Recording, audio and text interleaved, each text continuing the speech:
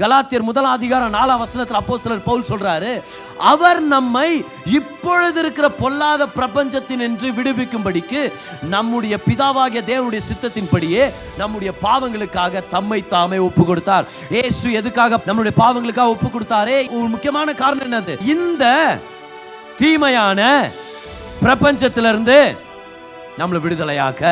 அப்படின்னா இந்த உலகத்திலே நம்மளால நல்லா வாழ முடியும். பரலோகத்தில் போனாதான் சொந்த வீட்டில் இருக்க முடியும்னு இல்லை, பரலோகத்துக்கு போய் தான் வியாதி இல்லாமல் இருக்க முடியும்னு இல்லை.